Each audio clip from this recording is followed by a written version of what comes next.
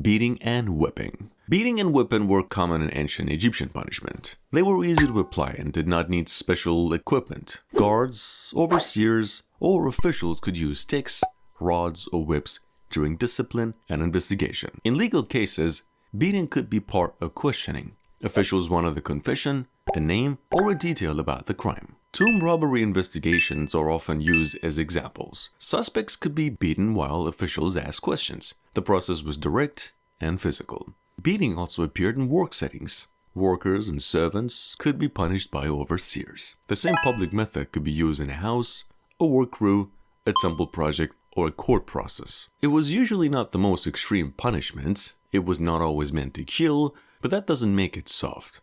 Repeated blows could cause serious injury. It also made authority very clear. The official controlled the body of the accused person. 200 blows with a palm rod. Some punishments in ancient Egypt were counted by number of blows. The number could be fixed by an official decision. In some cases, the sentence could include 100 or 200 blows. A palm rod or wooden rod could be used. This was different from a random beating. The number gave it a formal structure. The punishment was measured. The court or official could say exactly how much force was being ordered. 200 blows per se was a heavy sentence. It could damage skin, muscle, and joints. It could stop a person from working. In a society where physical labor mattered, that was a major result. The punishment was also public enough to work as a warning. It did not require a prison system. It didn't really require long-term storage of the criminal. The state could punish quickly, and the result was visible. This kind of sentence also matched the general legal culture. Ancient punishment often focused on direct pain, visible damage, and fast enforcement. 5 open wounds. 5 open wounds was a very specific physical penalty mentioned in discussions of Egyptian punishment. It was more serious than a normal beating. The sentence included visible injury as part of the penalty. The number mattered. 5 wounds were not accidental. The punishment had a formal shape. It was ordered and carried out as a sentence. This kind of punishment created pain and public marking. The injured person could survive, but the marks could remain for a long time. And once again, that mattered in a society where appearance, reputation, and workability all had value. The wounds could also reduce the person's ability to work. Infection was always a risk in the ancient world. Medical care existed, but serious wounds were still pretty dangerous. This punishment sat somewhere between beating and mutilation. It was not as final as death, per se.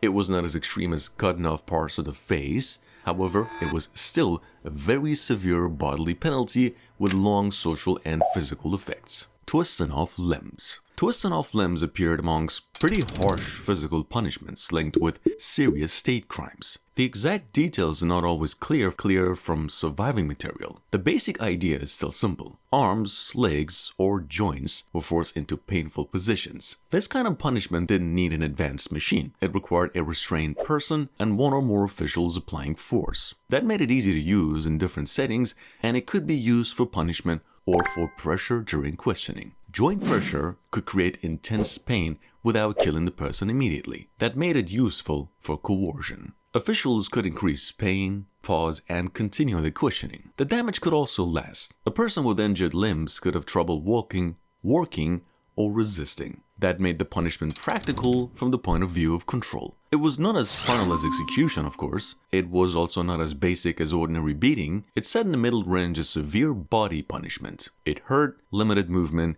and forced submission. Cutting off nose and ears. Cutting off nose and ears was one of the harshest documented punishments linked to ancient Egypt. It was not a regular penalty for small crimes. It was in fact used in serious official cases, especially cases tied to betrayal, conspiracy, or crimes against royal power. One known example comes from the harem conspiracy against Ramses III. Several people involved in that case received severe sentences. Some were punished by having the nose and ears cut off. The goal was not only pain, the damage stayed visible after the punishment. In fact, in that system, a visible injury had legal and social value. It marked the person in public, it damaged status, it made normal life harder. It also made the punishment easy for other people to understand. The person could survive the sentence, but the penalty did not really end after the act. The injury stayed on the face, which made the punishment long-term. It worked as pain, shame, and public control at the same time. Exile and forced labor in Nubia. Exile and forced labor were not quick punishments. They worked through removal and exhaustion. A convicted person could be taken away from normal community life and placed under state control. Nubia had major importance for Egypt. It was tied to resources, military movements, mining, and labor. Sending criminals or captives into hard work served two purposes. It punished the person and gave the state extra labor. The work could include mining, quarrying, stone movement, or other heavy tasks. These jobs were dangerous.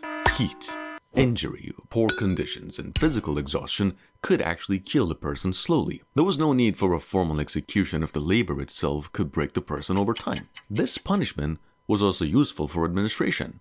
Long prison terms were not the main solution in ancient Egypt. Officials could move people into work projects instead. The person lost freedom, status, and safety. Forced labor was of course less visually shocking than per se mutation or execution. It was, however, still one of the crueler outcomes because it could continue for a long time. Drowning or water torture. Water punishment relied on control over breathing. A restrained person could be pushed underwater, held in a basin, or threatened with drowning until panic forced compliance. The method needed little equipment.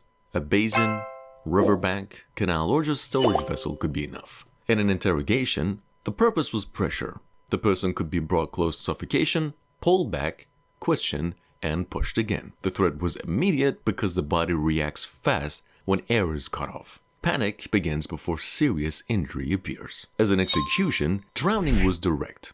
It could kill without blades, fire, or long preparation. The Nile and its canals made water easy to access in many Egyptian cities. Water was central to farming, transport, and daily life, so the same environment that supported society could also be used for punishment. A water-based penalty also had administrative advantages. It was quiet, it was cheap, and simple to organize. It left fewer visible injuries than cutting or beating. Officials could also combine it with restraints, guards, and repeated questioning, which made escape difficult and increased compliance without the nearby formal device. That made it different from punishments designed to mark the body. Burning.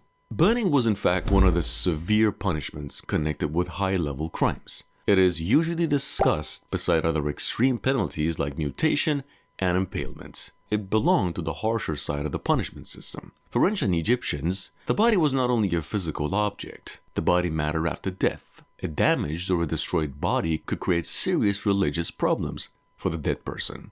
For that reason, burning carried extra weight. The punishment could destroy the person and damage the person's afterlife prospects at the same time. That made it suitable for crimes treated as very dangerous. Crimes against royal authority, temples, or social order could bring punishments beyond normal discipline. Burning was probably not used for every criminal. Most punishments were more practical and more common. Still, when burning appears in discussions of Egyptian justice, it belongs to the harshest forms of state violence. It was a punishment of removal, fear, and religious consequences. Forced suicide.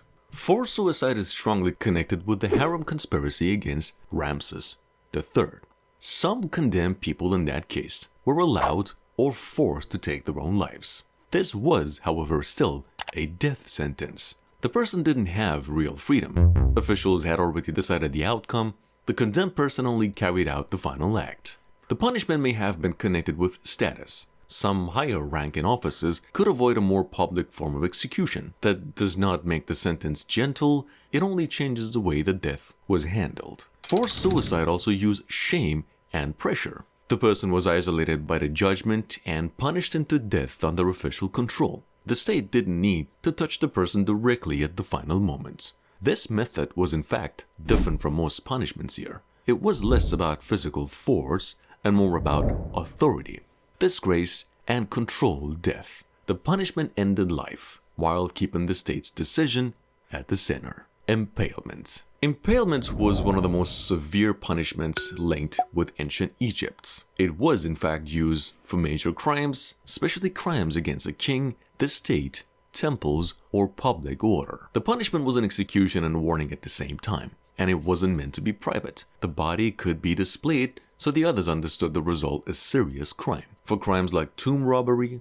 rebellion, or attacks on royal authority, impalement sent a clear political message. The state claimed full power over the offender. The sentence removed the person and made the punishment public. It was, in fact, also a direct way to restore order after a serious offense. Egyptian authority depended on the idea that social and divine order had to be protected. A severe public death could support that idea. Impalement combines severe levels of punishment. It caused death directly. It displayed power.